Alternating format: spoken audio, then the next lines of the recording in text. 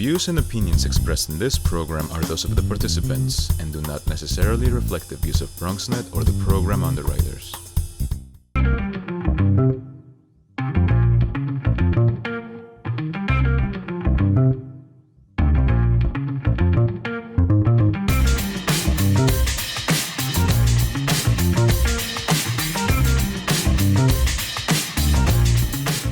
Hey there, welcome to the Bronx Buzz. This is BronxNet's program where we talk to writers and journalists and editors and other people who put stuff out, filmmakers, photographers, videographers. In our second segment today, we have a videographer who has starred in a couple of things on networks, on HBO and elsewhere. But now she's got her own little short series, and we're going to talk about that in the second part of our show. But in the first part of our show, coming up right now, a friend of mine, I can't deny, Neil DeMoss, and I know him for a long time. He's a book, magazine, and newspaper journalist, a former news editor at the former Village Voice, and a contributing writer for City Limits. He's also a real good sports fan, on and on and on. Hi, Neil. Nice to see you. Great to be here. Neil began a series for City Limits that the first piece was called Whatever Happened to the CBAs, the Community Benefits Agreements, and subheading The Rise and Fall of Community Benefits Agreements in New York City. I got to tell you, it was an eye-opening article. Because when I started to consider what you were laying out there, I said, you know what, Neil is on to something. And my first real hands-on experience about it was the Kingsbridge Armory, which I appreciated that you started the piece and ended the piece with the two Bronx projects that had CBAs, and that was Yankee Stadium and that whole deal, and then of course the Kingsbridge Armory. So there's a lot to talk about. Let's start in general. What made you say this is something we ought to cover?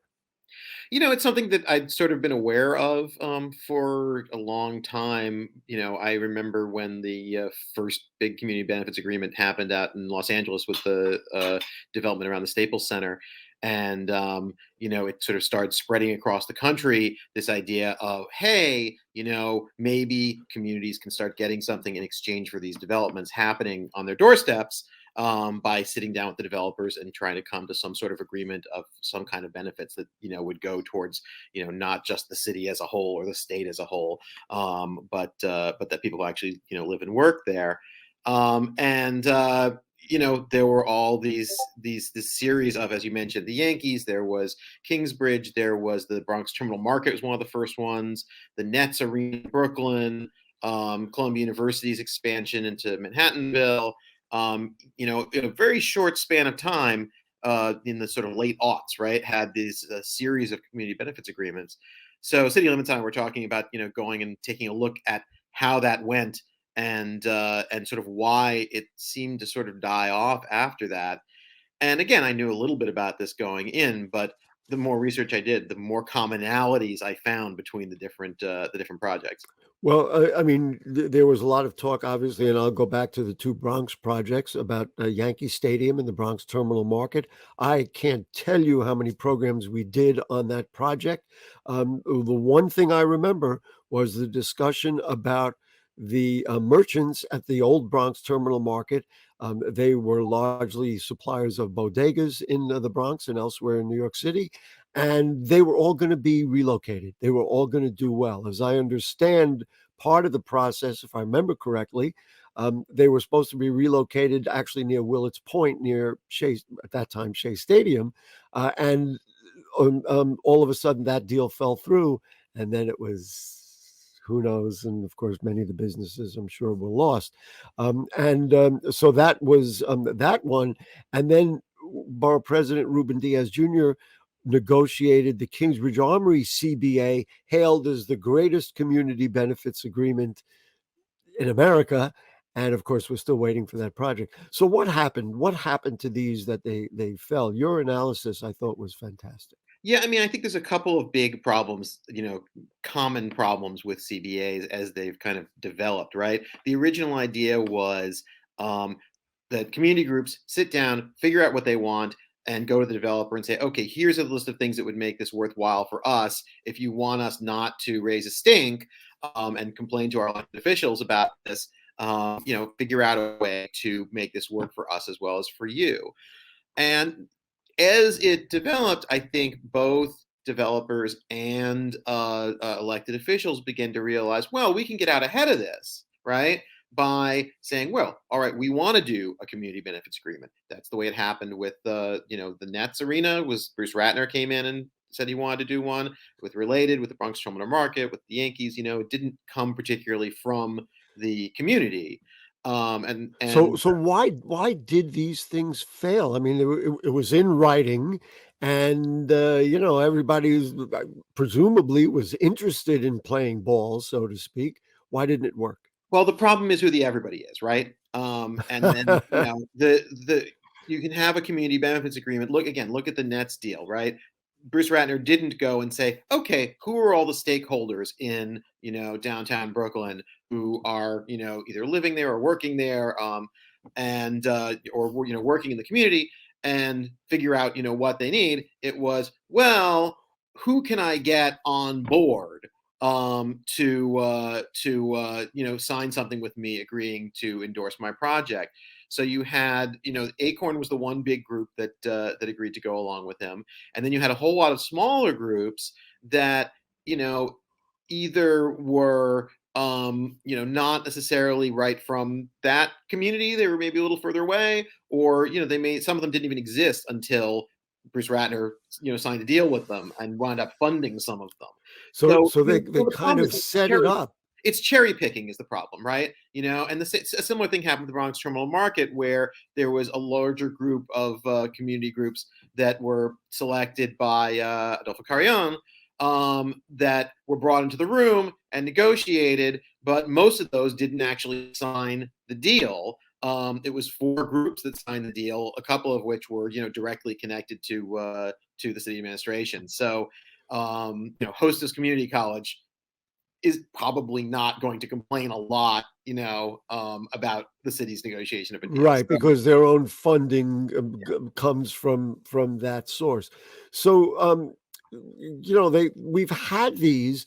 All of a sudden, has the dialogue about them been eliminated? So, in other words, if I don't know, let's say use the potential of a soccer stadium in the Bronx, if that is built and there are some give backs from the community to give back the land, to give back maybe parkland. It's hard to say exactly what's going to happen.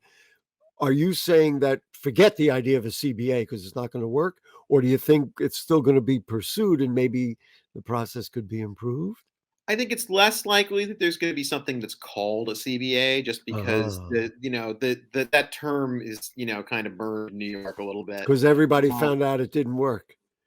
Because everybody found out that there are loopholes and ways for the developer to use it to their own ends.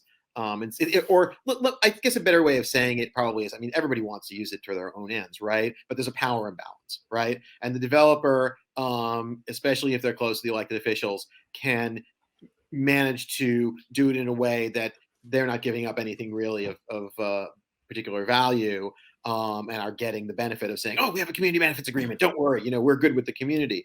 So I think what you're going to see going forward, I mean, when Amazon was talking about coming into Queens, Right. wasn't necessarily a community benefits agreement in terms of one of these contracts with community Right. groups, but there was an idea of what kind of community benefits and commitments to living wage jobs and all these other things. So I think you're going to continue to see that, but I think there's a little bit more skepticism and a little bit more just sort of let's wait and see what we can negotiate here.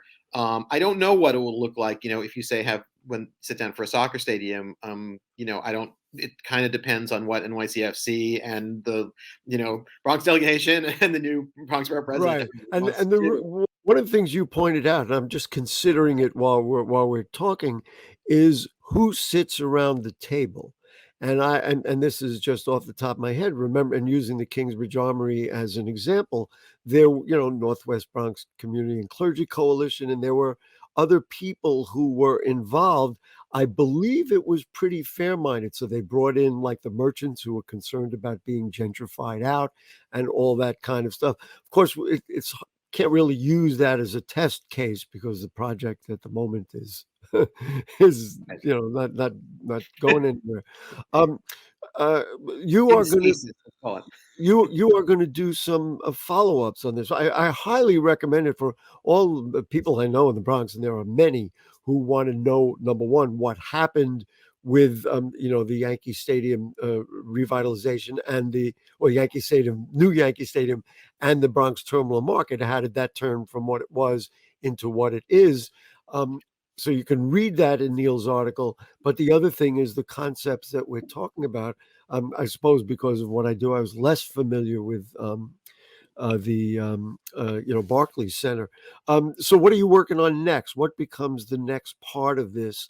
To keep talking about what might be what might be a dead issue. I don't know how we would Well, take a look I at mean, I that. think part of it is to evaluate more what went wrong and what could have been done better, right? And what could be done better in the future. And I think there are all sorts of different ideas of the original idea of community benefits agreements was a legitimate one, right? Let's figure out a way to try and make things work Absolutely. for more people.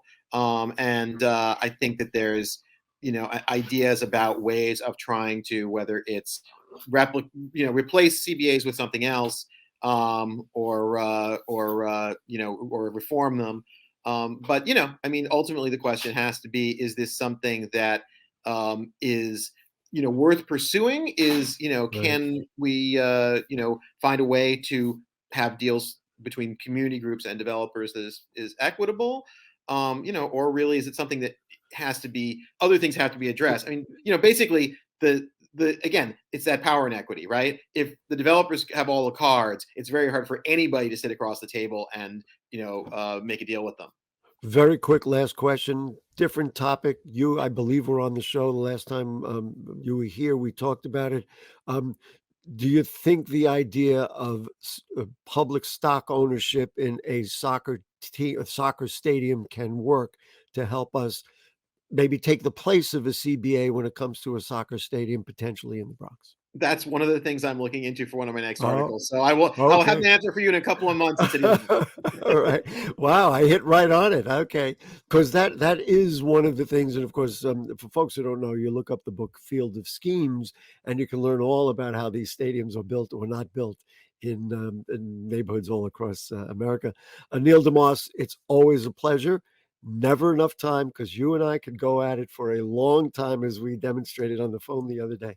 Happy to come So back when another article runs. yes, yes, we'll get it out there and we'll take care of you. Always nice to see you. Folks, we're gonna take a short break, and then when we come back, as I said, the aforementioned videographer, filmmaker, actor, all of the above will be on the program. Don't go away.